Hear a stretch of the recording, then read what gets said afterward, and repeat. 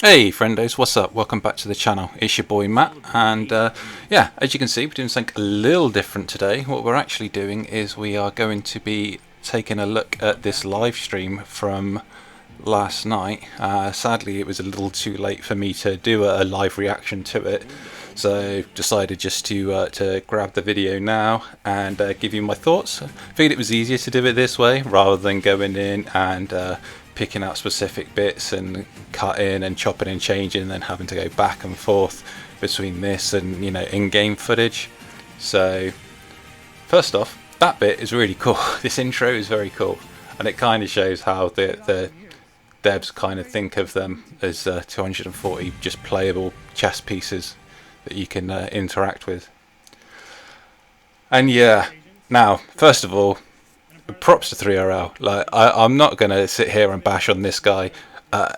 I do these videos, and yeah, admittedly, I do it as a one take. I don't bother re-recording if I mess up, then so be it. But I'm not the one who's there as a ambassador for the brand and having to do it as part of a company, So having to be live in front of several thousand people, I can imagine can't be easy, even if you have rehearsed it. So yeah. I know that they had some difficulties last night, and I know that there was a couple of bits where missed lines and the like. But hey, fair play to the guy. I don't think a lot of people who said, "Oh, I could do a better job," if they were actually in a studio with other people watching them. Admittedly, it's not a studio, probably in the terms of like a big TV studio or whatever, but you kind of get the impression watching this back that there were definitely other people in there watching him live, not to mention the fact that you're live to several thousand people. I don't think that many people would do such a good job. Now, is there an argument they could have picked someone big from the community to do a better job, like a Cynic Alex? Yeah, sure, maybe, but that's besides the point. So I'm not going to rag on the guy. Yeah, they made a few mistakes. But let's get on and watch this, because this bit is actually really cool. I really love this bit. I'm not sure about the whole Nick Fury thing. They've kind of Fortnite-ified him. But the rest of this is very cool. It's bringing together, we've got this kind of Infinity War kind of endgame vibe going on here, where they're bringing together all the characters. But we get the OCs in there, like Luna Snow. We get some mutants like Polaris. We get Venom. So you get the idea that it's not just the MCU, it's the broader Marvel universe. And then, yeah, we go full Fortnite. Yeah. It may as well have been a crown the way he did that. It's a bit cringe, but I get where they're coming from. It's 2023. Fortnite is a massive juggernaut, so why not try and capitalise on that kind of success? There's plenty of Marvel characters in Fortnite, so yeah, why not make Nick Fury another style one? I don't actually know if he is in Fortnite. I kind of fell off that. I only played it for a couple of months, but by the by. So yes, let's actually get into the meat and potatoes of this, because this. I know there's been a lot of fractured responses to this, both positive and negative. The actual anniversary itself so far has been kind of mid for me personally. I kind of feel like it was just very much yeah, we know that people expect these events, so let's just give them these events and there you go, and not too much thought has been put into it. Here I know they try and show the tier 3 selector and they end up having a few difficulties and they can't really do it. Like I said the other day in my video, if you still haven't used your tier 3 selector and you're a new player, Thor, Hulk, probably the ways to go. Or if you need a support character, then obviously you're looking at Taskmaster or possibly Cyclops for his leadership. Unfortunately, they couldn't get that to work. So I think they try and stall for time here. And I know eventually they'll end up bringing up the comic card, which again isn't a premium card. It's nice, you get the 1% attack speed, which is a permanent fixed stat, so obviously you just need to go into your card collection and click on it to complete the collection, and then you have that forever, which is always nice. But unless you're collecting it for the sake of nostalgia, so you can look back and say, yes, I've kept every single one of my cards, which I don't know why you would do, but each to their own. For the rest of us, I think it's just going to be fodder just to go into either crafting a new card, or again, you can use it to increase your agent level. because cards give a lot. Actually, I was surprised. I've been doing it recently on my main account, and it's shocking how much of a boost that it gives you even at high levels. So yeah, normal 6-star cards are great for that. However, as we'll be seeing much later in the video, 6-star cards are kind of on their way out because they've brought in a new monetization scheme. They kind of just showed us a minute ago with those little swords, but we'll get to that. Don't you worry about that.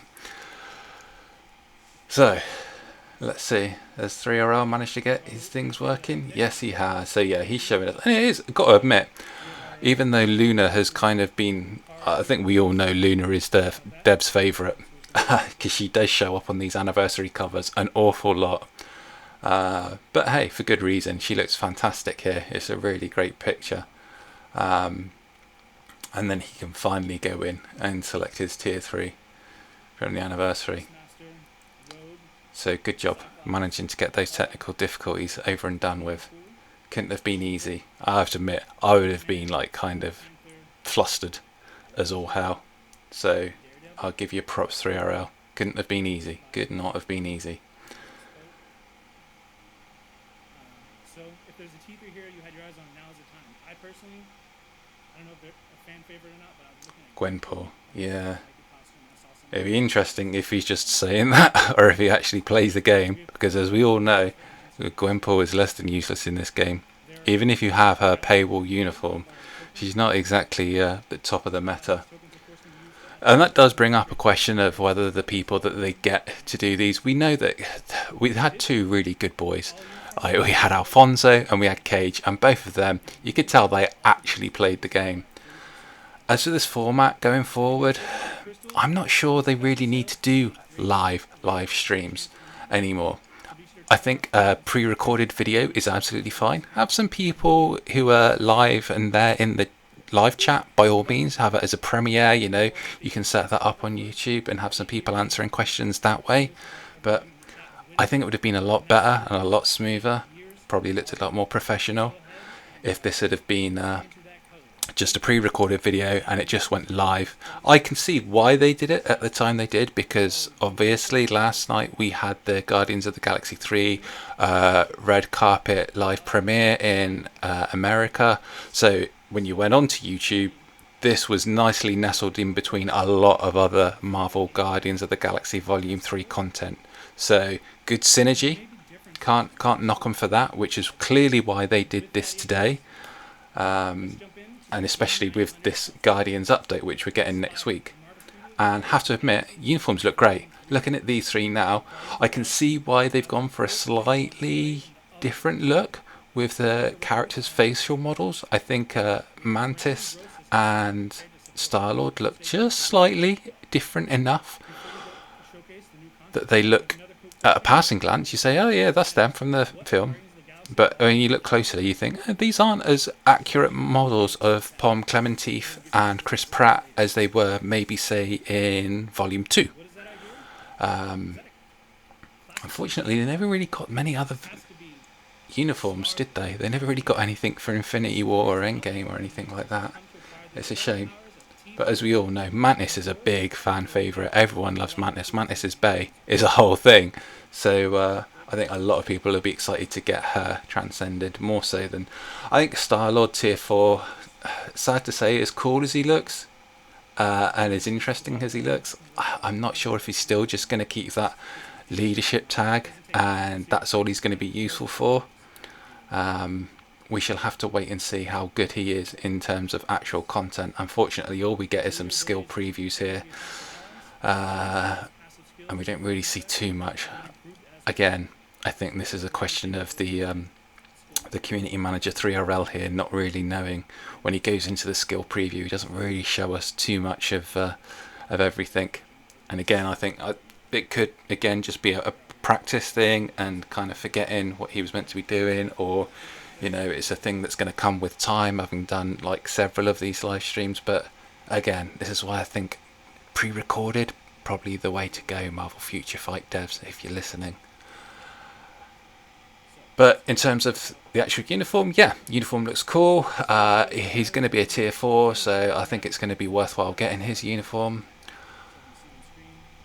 if you're going to be using him just because of the obvious stat bump, his new uniform is going to give him even more leadership damage for energy types, so he's going to be useful. I think a lot of people are probably just going to get him to level 80 and then just leave him there. I personally can't see me tier 4ing him. I think I'm just going to get him to level 80, get the new uniform, and then he's going to be a really helpful leadership for World Boss Legend and Giant Boss Raid. That's probably going to be it. In terms of the new PvP content, well, we'll get to that in a bit. It'll be interesting to see when we actually get our hands on it if things like leadership counts. If it does, then I'm not sure if he's going to be super useful, depending on how they set up the battles, or if it's going to be a question like real in-game PvP, where you're looking for your debuff leaderships, in which case, you know, your sentries, gore, the stuff that we already have in timeline battle is going to be more important.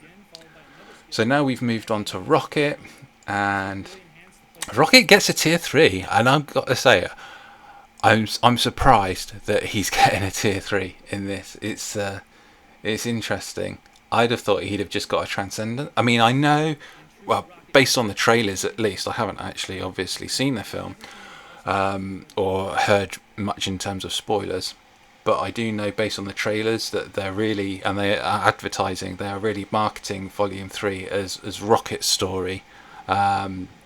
You know, the whole coming full circle of him from when he was a genetic clone to becoming the character that he is, etc. So I guess maybe that's why they gave him the tier 3. Personally, I'd have just gone with the Transcendence for him and Mantis.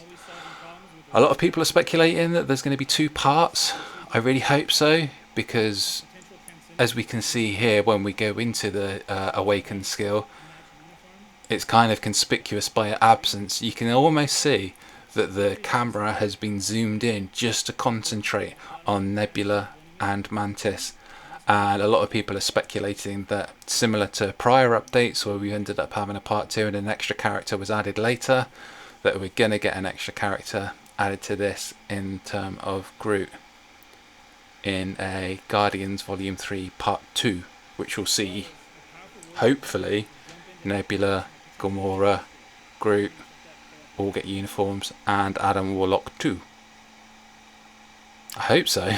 I really do, because in fact in a minute it's quite funny, because he goes on, he's talking about he asked the live chat, who are you looking forward to, and pretty much no one says any of the characters here. It's all like, I'm looking forward to Swole Groot, I'm looking forward to Adam Warlock. No one says, yeah, I'm looking forward to Star, because let's be honest, who's looking forward to Starlord? No one really.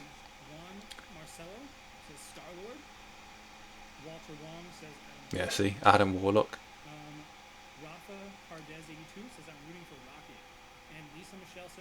Yeah, Mantis is bae, so I've got to agree with her. Everyone's looking forward to her, because she does look great. She does look fantastic. There's a really nice icon as well for her. You can see a lot of people changing their icon to that when she comes in game.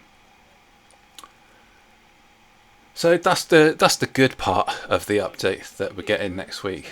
We all know that we're also getting Otherworld Battle, and if that was an anagram, you could say that's Battleworld Other, and that's exactly what it is. I was so looking forward to this. I was so hoping that this was going to be something cool and exciting, but as you can see when we actually go into it, it's just Battleworld. It's literally just Battleworld. It's 5-on-5 PvP. In fact, it's worse than Battleworld, because at least with Battleworld you can actually take control of one of your characters and you can swap around who you're controlling, so you have some input as to the direction of how the fight goes and whether you win or lose.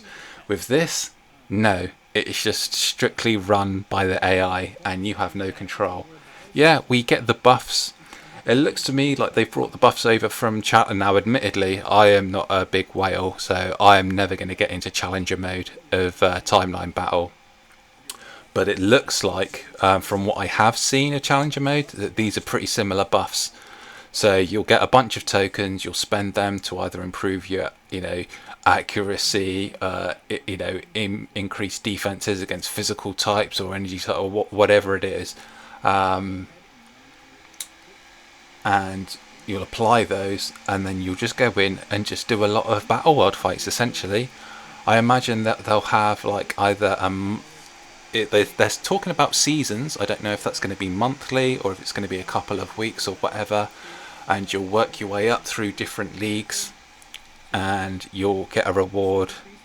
Who knows, it might be you'll get rewards at the end of every week, or you just get a big reward at the end of the month based on your final ranking, as well as actual participation rewards as and when you're actually playing the game. That remains to be seen. Like I said here, you can't actually see as if there is any leadership tag here. So it's looking like that might not actually be a thing. It's just the buffs that you're looking at. So yeah, again, we'll have to wait until we actually get our hands on it in game and can actually tell for ourselves how that's going to go. But yeah, it is nice that you can change who your opponent's going to be. Costs gold, but it's not costing a lot of gold. It's no different from your standard timeline battle, but it's fine. I think we're not going to worry too much about that. It's no different from timeline battle. I think in that case, in timeline battle, obviously you want to re-roll till you get the highest win-loss ratio of points. In this case, it's just going to be, I'm up against a big whale. You come up against someone and you go, it's a common folk. It's a cynic Alex. It's someone who's really like strong. You're going to probably want to back out and try and find someone who you've got a better chance against. Or if it's like me and you're just lazy and you've got like 5 minutes before daily reset, and then you're just like, I don't care. Whoever I'm facing, that's who I face. If I win or lose, I don't care. I just need to get my dailies in. And so you just hit the old repeat button and you just leave the game do its thing. So yeah, it is a shame, and we've seen this a lot of times with Marvel Future Fight. When they've brought out what they call new content, it's just recycled old content. And now we get onto the most egregious one of all, and this is the whole X of Swords. Because it is essentially comic cards pot deux. It really is. It's you can see the craft in there. You can see when they actually go in. Yeah, it's cool that you get all these dice swords. I really like Magic's sword. Hers looks really cool here out of all of them. But you can see the little crafting options down the bottom in forms of, they look like gems. It's kind of funny that it kind of looks like a whole Final Fantasy materia system going on here with equipping them. But when we actually get into the stats, you can see it's very much like the crafted comic cards with different stats like energy defense, dodge, cold resist. So it's a very big monetization ploy from Marvel Future Fight. I think they've realised that a lot of the big whales have capped out on their comic cards, and I know I've mentioned it before. Obviously, Beast Mode has mentioned it a lot. Spending so many crystals just to get the tiniest incremental increase in your cards isn't worth it anymore, and so that has slowed right down. So obviously Marvel Future Fight devs have thought, how can we further monetize this? Well, we're bringing a whole new set of items for people to have to collect and purchase. And is that going to cause a really big rift between the haves and have-nots? Yeah, I think it kind of is, and that's really disappointing. But I'm going to try and be positive. We'll wait until we actually get the stuff in game before we make any final judgments. Yeah, it doesn't look good. It doesn't look good, but let's cross our fingers and hope that it's not completely broken as it is like being doing. Anyway, let me know what you guys think in the comment section below. Thank you guys for watching. I know it's a bit of a longer one today, but we had to cover everything that they covered last night.